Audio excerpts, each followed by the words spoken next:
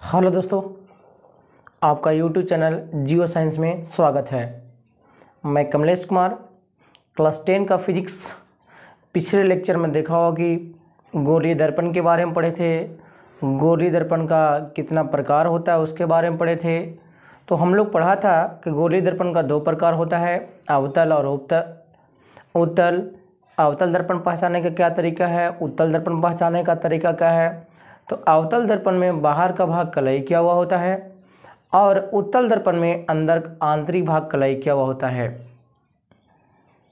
आज हम लोग गोलीय दर्पण से संबंधित प्रमुख पदें, क्या क्या गोलीय दर्पण के अंतर्गत पॉइंट आएगा उसके बारे में पढ़ना है, जो बहुत इंपॉर्टेंट है। यहाँ से क्वेश्चन भी पूछता है। चलिए, गोलीय दर्पण से संबंधित प्रमुख पदें पढ़ेंगे। गोलीय दर्पण से संबंधित प्रमुख पदें क्या क्या होगा उसके बारे में आज पढ़ना है।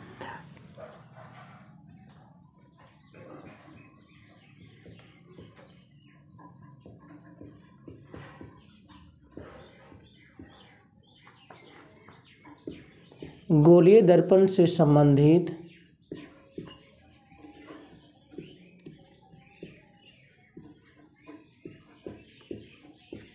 प्रमुख पदें। पहले हम लोग गोलीय दर्पण का एक फिगर ड्रॉ करते हैं। ये मान लिया गोलीय दर्पण है, बाहर का भाग कलई किया हुआ होगा,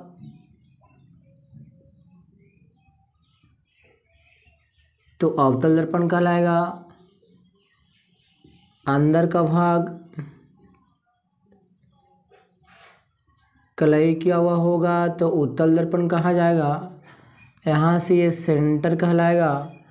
इसके बीच में जो लाइन गुजरेगा उसको हम लोग प्रधान अक्ष कहेंगे। इसका नाम होगा अवतल दर्पण। इसका नाम होगा उत्तल दर्पण। अवतल दर्पण का मध्य बिंदु को बोलेंगे ध्रुव, अंग्रेजी में इसको पोल कहते हैं। इसका नाम होगा वक्रता केंद्र। इसको C से डिनोट करेंगे और ध्रुव को P से डिनोट करेंगे, और इसके बीच का जो दूरी होगा वो वक्रता त्रिज्या कहा जाएगा। यहाँ पर मुख्य रूप से जो पॉइंट है, फर्स्ट पॉइंट चलते हैं। वक्रता केंद्र,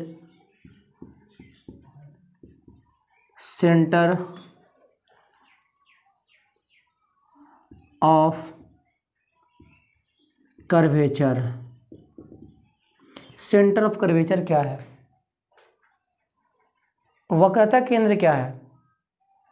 गोलीय दर्पण के जिस खोखले गोले के बीच के केंद्र को वक्रता केंद्र कहा जाता है। ध्यान से सुनिएगा, गोलीय दर्पण के जिस खोखले गोले भाग के बीच के केंद्र को वक्रता केंद्र कहा जाता है। उसके बाद ध्रुव का डिफिनेशन होगा। गोलीय दर्पण के मध्य बिंदु को ध्रुव कहते हैं। ध्रुव का डिफिनेशन होगा, फिर से सुनिएगा, गोलीय दर्पण के मध्य बिंदु को ध्रुव कहा जाता है। वक्रता त्रिज्या का डिफिनेशन होगा, गोलीय दर्पण के वक्रता त्रिकेंद्र और ध्रुव के मिलाने, गोलीय दर्पण के वक्रता केंद्र और ध्रुव के बीच की दूरी को वक्रता त्रिज्या कहा जाता है। इसे R से डिनोट करते हैं। प्रधान अक्ष का डिफिनेशन होगा, गोलीय दर्पण के ध्रुव और वक्रता केंद्र के मिलाने वाली रेखा को प्रधान अक्ष या मुख्य अक्ष कहा जाता है। ध्यान दीजिएगा, वक्रता केंद्र का डिफिनेशन नोट करते चलिएगा। इसका परिभाषा होगा, गोलीय दर्पण के जिस खोखले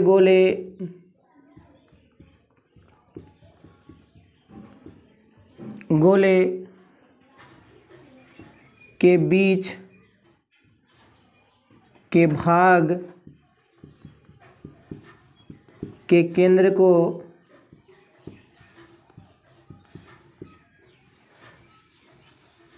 केंद्र को वक्रता केंद्र कहते हैं।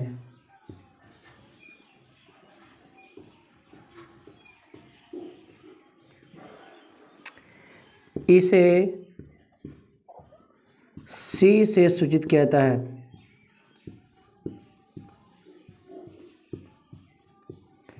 जाता है। पहला डिफिनेशन हो गया। गोलीय दर्पण के जिस खोखले गोले के बीच के भाग को वक्रता केंद्र कहते हैं। ध्यान सुनिएगा, गोलीय दर्पण के जिस खोखले गोले के बीच के भाग के केंद्र को वक्रता केंद्र कहते हैं। इसे सी से डिनोट किया जाता है। अगला जो सेकेंड लेक्चर इसका है वो ध्रुव, अंग्रेजी में इसको पोल कहते हैं। इसका डिफिनेशन होगा गोलीय दर्पण के मध्य बिंदु को ध्रुव कहते हैं। इसे पी से सूचित किया जाता है। ध्रुव को किससे डिनोट करते हैं? पी से। ये मध्य भाग हो गया अवतल दर्पण का ध्रुव, उत्तल दर्पण का ध्रुव ये वाला कहलाएगा। तो आप लोग अच्छे से आप नोट करते चलेगा क्योंकि बहुत इंपॉर्टेंट चीज़ है। उसके बाद जो थर्ड आएगा वो आपका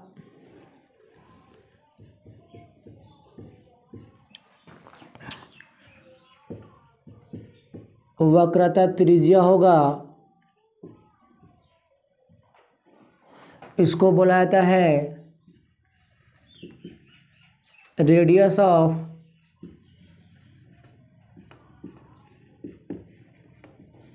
कर्वेचर। इसका परिभाषा बोलेंगे हम लोग। अभी जस्ट बोला गया था कि वक्रता त्रिज्या का परिभाषा क्या होता है। तो गोलीय दर्पण के वक्रता केंद्र और ध्रुव के बीच की दूरी को वक्रता त्रिज्या कहते हैं। इसको कैपिटल आर से डिनोट किया जाता है। इसका डिफिनेशन बोलेंगे गोलीय दर्पण के वक्रता केंद्र तथा ध्रुव के बीच की दूरी को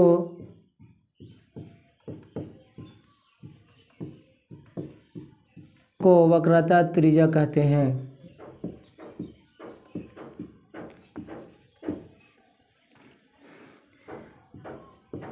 इसे बड़ा आर से सूचित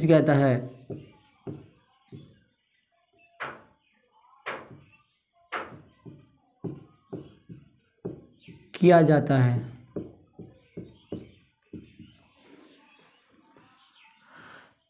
गोलीय दर्पण के वक्रता केंद्र तथा ध्रुव के बीच की दूरी को वक्रता त्रिज्या कहते हैं। चौथा जो पॉइंट आएगा उसका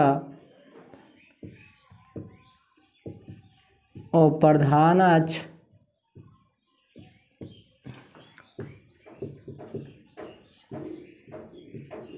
या मुख्य अक्ष।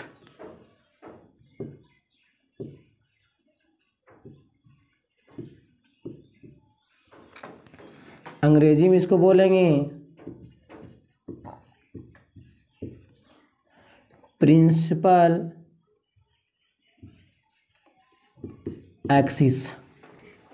इसका परिभाषा होगा गोलीय दर्पण के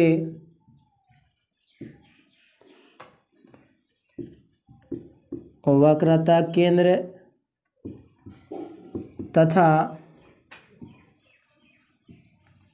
ध्रुव के मिलाने वाली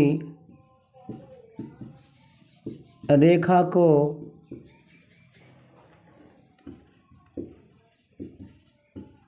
प्रधान अक्ष या मुख्य अक्ष कहते हैं।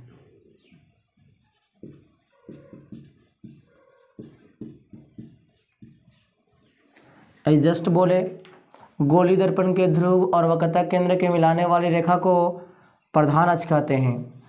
एक और 5वां पॉइंट आएगा दर्पण का द्वारक। अपर्चर ऑफ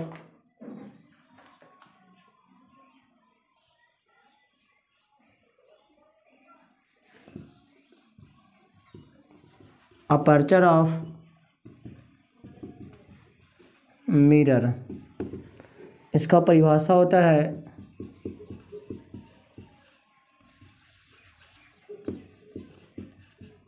दर्पण के चौड़ाई को